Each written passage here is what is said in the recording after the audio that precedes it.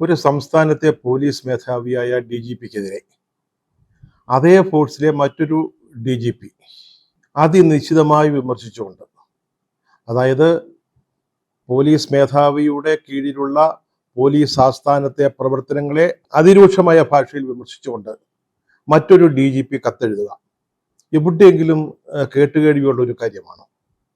അച്ചടക്കമുള്ള ഭരണം നടക്കുന്ന ഏതെങ്കിലും സംസ്ഥാനത്ത് ഇങ്ങനെ നടക്കുമോ? ഏറ്റവും മികച്ച അച്ചടക്കം ഉണ്ടാവേണ്ട ഒരു ഡിപ്പാർട്ട്മെന്റ് അല്ലെങ്കിൽ വകുപ്പാണ് പോലീസ് എന്ന് പറയുന്നത്. അവിടെ അച്ചടക്കമില്ലാതായാലോ? ഇതാ നമ്മുടെ കേരളത്തില് പിണറായി വിജയൻ ഭരിക്കുന്ന സംസ്ഥാനത്ത്, പിണറായി വിജയൻ ഭരിക്കുന്ന ആഭ്യന്തര വകുപ്പിൽ ഇത് തന്നെയാണ് ഇപ്പോൾ സംഭവിച്ചിരിക്കുന്നത്. D G P Ravada Chandrasekhar കേന്ദ്രത്തിൽ നിന്ന് പ്രത്യേക താല്പര്യമെടുത്ത് പിണറായി വിജയൻ കൊണ്ടുവന്ന പോലീസ് മേധാവിയ. അദ്ദേഹം പ്രവർത്തിക്കുന്ന അല്ലെങ്കിൽ അദ്ദേഹം ഇരിക്കുന്ന പോലീസ് ആസ്ഥാന മന്ദിരത്തിലെ തെറ്റുകളെക്കുറിച്ച്, കുറ്റങ്ങളെക്കുറിച്ച്, പ്രവർത്തന വൈകല്യങ്ങളെക്കുറിച്ച് നല്ല വെടിപ്പുള്ള ഇംഗ്ലീഷിൽ ആദ്യം നിശ്ചിതമായിട്ട് കത്തെഴുതിയിരിക്കുന്നു. ആര്? അഗ്നിസേനാ തലവൻ യോഗേഷ് ഗുപ്ത. ഇത് കേരളത്തിലല്ലാതെ മറ്റെവിടെയെങ്കിലും നടക്കുമോ എന്ന് സംശയമാണ്. അതും ഇരട്ടക്ഷം കൊണ്ട് എന്ന് പറയുന്ന കേരളത്തിന്റെ എല്ലാ നേട്ടങ്ങൾക്കും വികസനത്തിനും ഒക്കെ, കേരളത്തിലെ CPM-ന്റെ വളർച്ചയ്ക്ക് ഇതിനൊക്കെ കാരണഭൂതനായ ഒരാൾ ഭരിക്കുന്ന സംസ്ഥാനത്ത് നടന്ന കാര്യമായി പറയുന്നത്. നമ്മുടെ പോലീസ് മേധാവിക്കെതിരെ സേനയിലെ രണ്ടാമത്തെയോ മൂന്നാമത്തെയോ റാങ്കിലുള്ള DGP നിശ്ചിതമായ ഭാഷയിൽ കത്തെഴുതിയിരിക്കുന്നു. സാധാരണഗതിയിൽ ഒരു വകുപ്പിന്റെ ചുമതലയേൽക്കുന്ന ഒരു മന്ത്രിയുടെ കഴിവ്, മികവ് പ്രകടമാകേണ്ടത് ഒരു വളരെ പ്രധാനപ്പെട്ട കാര്യത്തിലാണ്. അതായത് സ്വന്തം വകുപ്പിലെ ഉദ്യോഗസ്ഥന്മാരുടെ വിശ്വാസം ആർജിക്കുക, അവരെ കൂടെ നിർത്തുക, വേണ്ടി വന്നാൽ അവരെ നിയന്ത്രിക്കാൻ കഴിയുക.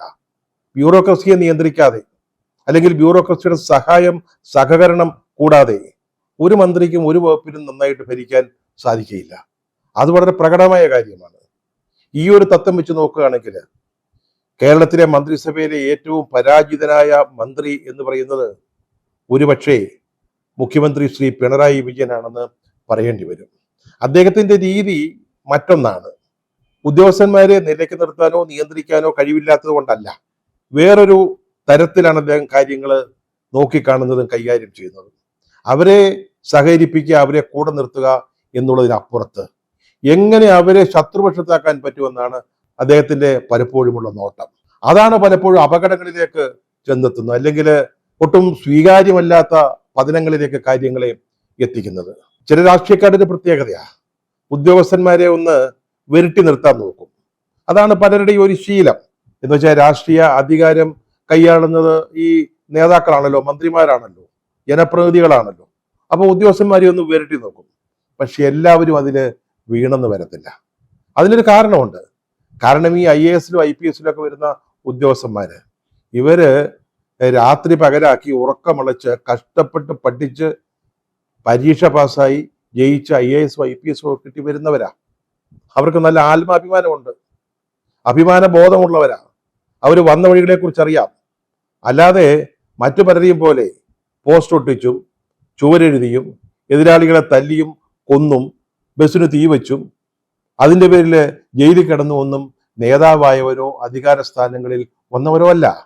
അതുകൊണ്ട് തന്നെ ഈ ജനകീയ സർക്കാരിന്റെ അധികാരങ്ങളൊക്കെ അവർ സമ്മതിച്ചു കൊടുക്കും ഒരു പരിധി വരെ. പരിധി കഴിഞ്ഞാൽ ചിലര് പറ്റത്തില്ല എന്ന് പറയും. ഇത് ശരിയല്ല സാറേ എന്ന് പറയും. ഇങ്ങനെയല്ല കാര്യങ്ങൾ നടക്കേണ്ടത് എന്ന് പറയും. അപ്പൊ ബുദ്ധിയുള്ള രാഷ്ട്രീയ നേതാവാണെങ്കിൽ അല്ലെങ്കിൽ ഒരു ഭരണകർത്താവാണെങ്കിൽ അത് മനസ്സിലാക്കും. മനസ്സിലാക്കിയിട്ട് തെറ്റുവല്ലതും സംഭവിച്ചിട്ടുണ്ടെങ്കിൽ തിരുത്താൻ ശ്രമിക്കും. അല്ലാത്തവരോ അനുദിനമെന്നോണം അവരെ പ്രകോപിപ്പിച്ചുകൊണ്ടിരിക്കും. അവർക്കെതിരെ കുറ്റം മാത്രം കണ്ടുകൊണ്ടിരിക്കും. അവരെ എങ്ങനെ ശിക്ഷിക്കാം, അവരെങ്ങനെ ഒതുക്കാം, അവരെങ്ങനെ മുകളിലേക്ക് കയറി വരുന്നത് തടയാം എന്നുള്ളതായിരിക്കും പിന്നത്തെ നോട്ടം. ശത്രുതാ മനോഭാവം കണ്ണിലെ കരടായി കഴിഞ്ഞാൽ അവരെ ഫിനിഷ് ചെയ്തേക്കുക എന്നുള്ളൊരു തോന്നല്. അങ്ങനെയും ചില ഭരണകർത്താക്കളുണ്ട്.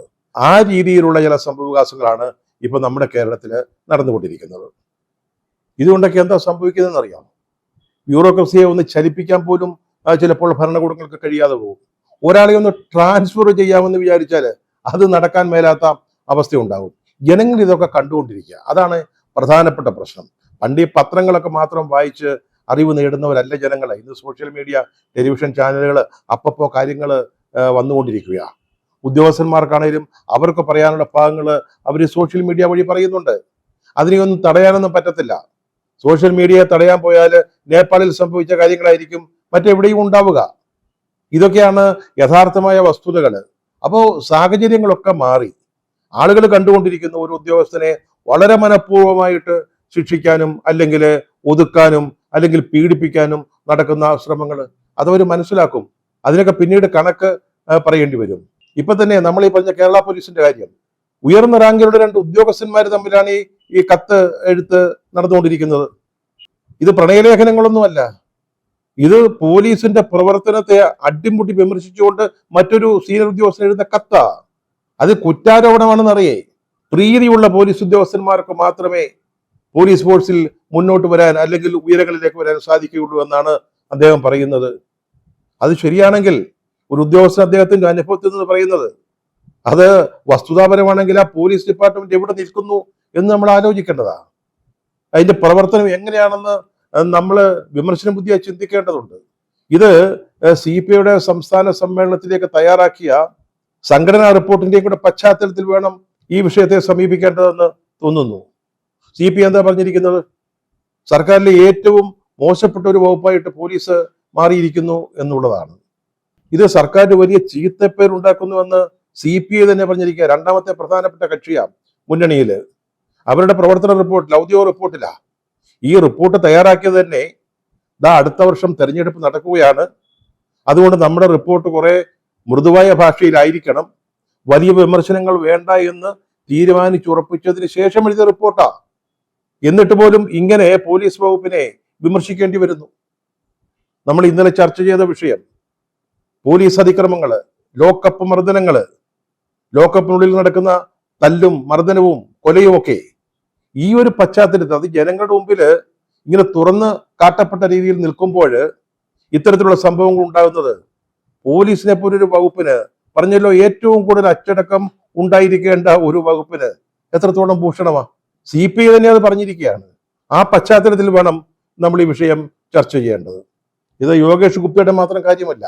സംസ്ഥാനത്തെ 3 മുതിർന്ന സിവിൽ സപ്ലൈസ് ഉദ്യോഗസ്ഥന്മാര് അവരിന്ന് സർക്കാരുമായിട്ട് ഏതാണ്ട് ഒരു യുദ്ധത്തിന്റെ പാതയിലാണ്. ഇപ്പൊ യോഗേഷ് ഗുപ്ത, അദ്ദേഹത്തിന്റെ പരാതിയുടെ പശ്ചാത്തലം നമുക്ക് പിന്നീട് പരിശോധിക്കാം. അതുപോലെ തന്നെ B അശോക് എന്ന് പറയുന്ന IAS ഉദ്യോഗസ്ഥൻ, മിടുക്കനായ ഒരു ഉദ്യോഗസ്ഥൻ എന്നാണ് എല്ലാവരും അദ്ദേഹത്തെ പറ്റി പറയുന്നത്. ഇലക്ട്രിസിറ്റി ബോർഡിന്റെ ചെയർമാനായിരിക്കുന്ന കാലത്ത് പണിയെടുക്കാതെ യൂണിയൻ പ്രവർത്തനവുമായി നടന്നിരുന്ന, ചുറ്റിക്കറങ്ങിയിരുന്ന ആളുകൾക്ക് ട്രാൻസ്ഫർ അടിച്ചു കൊടുത്തു. അത് ഗവൺമെന്റിന് അത്ര ഇഷ്ടപ്പെട്ടില്ല. അതിനെ തുടർന്ന് വീണ്ടും പ്രശ്നങ്ങൾ ഉണ്ടായി. അതുപോലെ തന്നെ N പ്രശാന്ത്, അദ്ദേഹം കൃഷി വകുപ്പിലെ സെക്രട്ടറി ആയിരുന്നു. അശോക് പ്രിൻസിപ്പൽ സെക്രട്ടറിയാ, കാർഷിക ഉൽപാദന കമ്മീഷണറുവാ. പ്രശാന്ത് കൃഷി വകുപ്പിലെ സെക്രട്ടറി ആയിരുന്നു. അദ്ദേഹം ചീഫ് സെക്രട്ടറിയുമായിട്ടുണ്ടായ അഭിപ്രായ വ്യത്യാസത്തിന്റെ പേരിൽ മാസങ്ങളായിട്ട് സസ്പെൻഷനിൽ നിൽക്കുക. ഇവരാരും കീഴടങ്ങാൻ തയ്യാറായിട്ടില്ല എന്നുള്ളതാണ്. ഈ 3 ഉദ്യോഗസ്ഥന്മാർ സർക്കാരിനെ വെല്ലുവിളിച്ചുകൊണ്ട് നിൽക്കുക. അതൊരു ജനകീയ സർക്കാരിന് എങ്ങനെ ഭൂഷണമാകും? അവരെ എന്തുകൊണ്ട് അനുനയിപ്പിക്കാൻ ഈ സർക്കാരിന് സാധിക്കുന്നില്ല? അതിനർത്ഥം അവരുടെ ഭാഗത്ത് ന്യായമുണ്ടെന്നാ. ഈ 3 ഉദ്യോഗസ്ഥന്മാർ പറയുന്ന കാര്യങ്ങളിൽ ന്യായമുണ്ടെന്നാ. നമുക്ക് ഓരോരുത്തരുടെയും കാര്യങ്ങൾ വളരെ ചുരുക്കത്തിലൊന്ന് നോക്കാം. യോഗേഷ് ഗുപ്ത, അദ്ദേഹം ഈ പോലീസ് മേധാവി സ്ഥാനത്തേക്കുള്ള ചുരുക്കപ്പട്ടികയിൽ 3 പേരിൽ ഒരാളായിരുന്നു. അദ്ദേഹത്തെക്കാൾ യോഗ്യനായിരിക്കാം, സീനിയോറിറ്റി ഉണ്ടായിരിക്കാം രഘുരാജ് ചന്ദ്രശേഖരന്. അതവിടെ നിൽക്കട്ടെ. അദ്ദേഹം നേരത്തെ വിജിലൻസിലായിരുന്നു. ഇദ്ദേഹം ഒരു സത്യസന്ധനായ ഉദ്യോഗസ്ഥനെന്ന് അറിയപ്പെടുന്ന ആളാ. വിജിലൻസിലായിരിക്കുന്ന സമയത്ത് ഡോക്ടർ KM എബ്രഹാം, മുഖ്യമന്ത്രിയുടെ പ്രിൻസിപ്പൽ സെക്രട്ടറി, നേരത്തെ സർവീസിലുണ്ടായിരുന്ന ആളാണ്.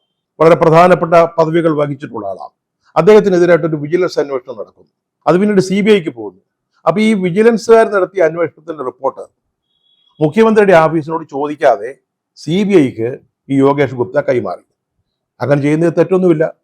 CBI ആവശ്യപ്പെട്ട് കഴിഞ്ഞാൽ വിജിലൻസിന്റെ റിപ്പോർട്ട് കൊടുക്കുന്നത് തെറ്റില്ല. പക്ഷെ ഇവിടുത്തെ രീതി അതൊന്നുമല്ല. എല്ലാ കാര്യങ്ങളും മുഖ്യമന്ത്രിയുടെ ഓഫീസ് അറിഞ്ഞേ നടക്കാവൂ. അവര് വഴി വേണം എല്ലാം നടക്കാൻ. ആ ഒരൊറ്റ കാരണത്തിന്റെ പേരിലാണ് യോഗേഷ് ഗുപ്തയുമായിട്ട് സർക്കാർ ഇടയുന്നത്. അദ്ദേഹം സർക്കാരിന്റെ കണ്ണിലെ ഒരു കരടായിട്ട് പെട്ടെന്നാണ് മാറിയത്. അദ്ദേഹത്തിന് ആ ഒരു സന്ദർഭത്തിൽ കേന്ദ്ര സർവീസിലേക്ക് പോകുന്നതിനെ കുറിച്ചൊരു ആലോചന ഉണ്ടായി. ഇവിടെ നിൽക്കാൻ പറ്റുന്നില്ലെങ്കിൽ കേന്ദ്രത്തിൽ പോയി പഴയ്ക്കാമല്ലോ എന്ന് കരുതിയതാ.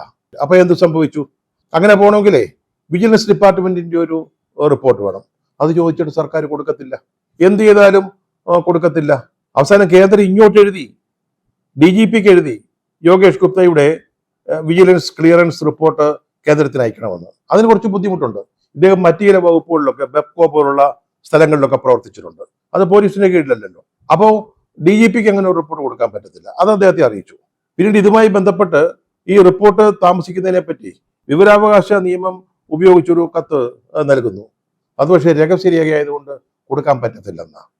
അങ്ങനെയാണ് പോലീസിലെ വിവരാന്വേഷണ ഉദ്യോഗസ്ഥൻ യോഗേഷ് ഗുപ്തയെ അറിയിച്ചത്.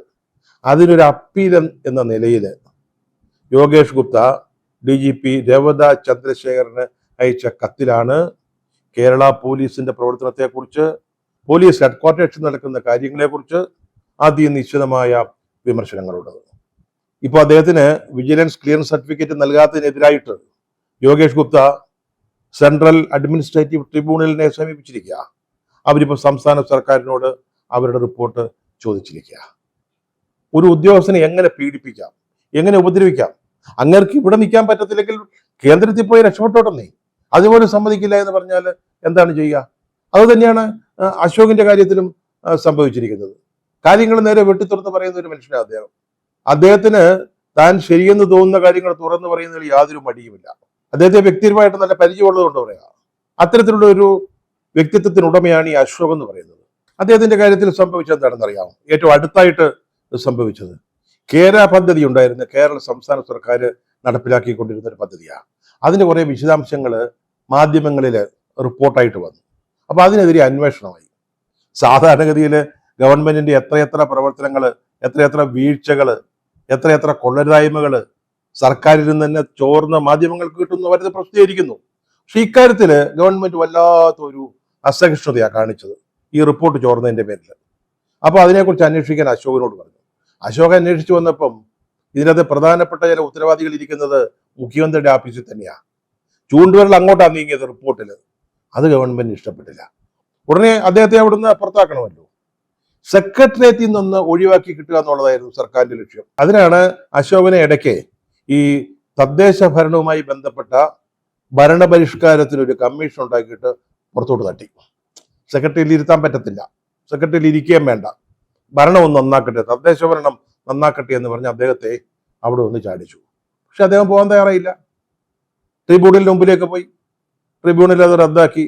വീണ്ടും കാർഷികോൽപാദന കമ്മീഷന്റെ കസേരയിലെ കൃഷി വകുപ്പ് പ്രിൻസിപ്പൽ സെക്രട്ടറിയുടെ കസേരയിലേക്ക് വന്നു. ഇപ്പൊ വീണ്ടും അദ്ദേഹത്തെ മാറ്റിയിരിക്കുക.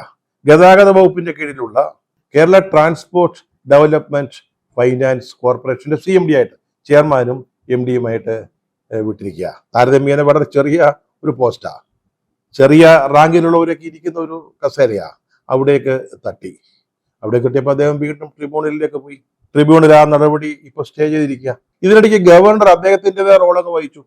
ഗവർണറും മുഖ്യമന്ത്രിയും തമ്മിൽ വലിയ ഗുലാനാണെന്നാണ് പറയുന്നത്, വലിയ സൗഹൃദമാണെന്നാണ് പറയുന്നത്. ഇന്നലെ തന്നെ ഈ ഓണാഘോഷ പരിപാടിയുടെ ഭാഗമായിട്ട് ഗവർണർ സംസാരിക്കുമ്പോൾ എന്താ പറഞ്ഞത്? എന്റെ ബഹുമാനപ്പെട്ട ജ്യേഷ്ഠ സഹോദരൻ പിണറായി വിജയൻ ജി എന്നാ പറഞ്ഞത്. പക്ഷേ ഈ കേസ് വന്നപ്പോൾ എന്താ അദ്ദേഹം കോടതിയിൽ പറഞ്ഞത്? അദ്ദേഹത്തിന്റെ അഭിഭാഷകൻ പറഞ്ഞത്, അതായത് ഈ കേരള ട്രാൻസ്പോർട്ട് ഡെവലപ്മെന്റ് ഫൈനാൻസ് കോർപ്പറേഷന്റെ CMD സ്ഥാനം പോലെയുള്ള പദവികളിലേക്ക് ആര് നിയമിക്കണം എന്ന് ഗവർണറുടെ അനുമതിയോടുകൂടി മാത്രമേ തീരുമാനിക്കാൻ പറ്റൂ. എന്നോടത് ചോദിച്ചിട്ടില്ല, എന്റെ അനുമതി വാങ്ങിയിട്ടില്ല, അതുകൊണ്ട് ഈ നിയമനം ശരിയല്ല എന്ന് ഗവർണറും പറഞ്ഞു. പ്രസംഗിക്കുമ്പോൾ അമേരിക്കൻ പ്രസിഡന്റ് ട്രംപിനെ കുറിച്ച് നമ്മുടെ മോദിജി പറഞ്ഞ പോലെ മേരാ ബെഡാ ഫ്രണ്ട് ദോസ്ത് എന്നൊക്കെ അങ്ങ് പറയും. എന്റെ ബഹുമാനപ്പെട്ട ജ്യേഷ്ഠ സഹോദരൻ പിണറായി വിജയൻ ജി എന്നൊക്കെ പറയും. പക്ഷെ കാര്യത്തോടെടുക്കുമ്പം സംഗതി വേറെയാ. ഇപ്പൊ അതും കഴിഞ്ഞിരിക്കുക.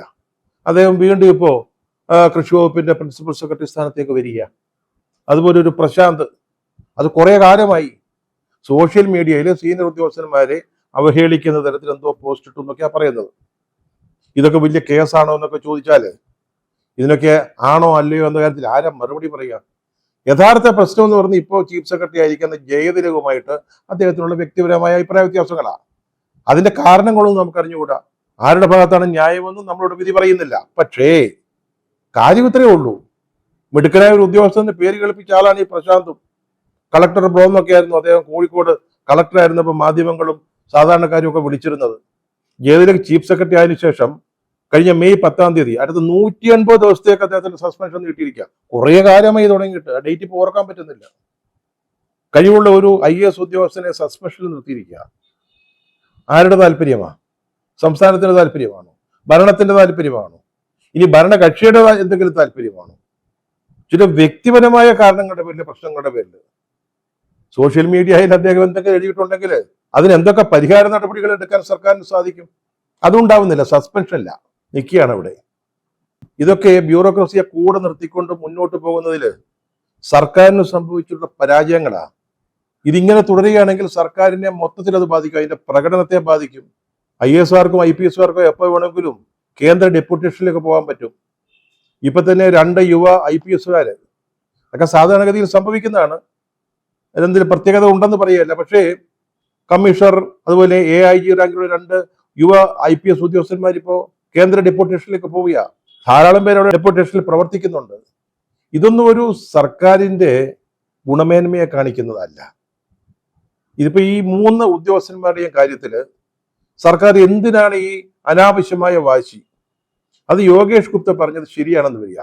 പ്രീതിയുള്ള ഉദ്യോഗസ്ഥന്മാർക്ക് മാത്രമേ ഇന്നത്തെ ഭരണത്തിൽ രക്ഷയുള്ളൂ എന്നൊരവസ്ഥ വന്നിരിക്കുക. ഒരു കാര്യം ആവർത്തിച്ചോർപ്പിക്കാൻ ആഗ്രഹിക്കുന്നത്, ഇത് പഴയതുപോലല്ല. ഇതെല്ലാം കേരളത്തിലെ ജനങ്ങൾ ഓരോ ചെറിയ സംഭവ വികാസങ്ങളും അതിൻ്റെ ശരിയും തെറ്റും മനസ്സിലാക്കുന്നുണ്ട് എന്നൊരു ഓർമ്മ സർക്കാരിന് ഉണ്ടാവേണ്ടതാണ്.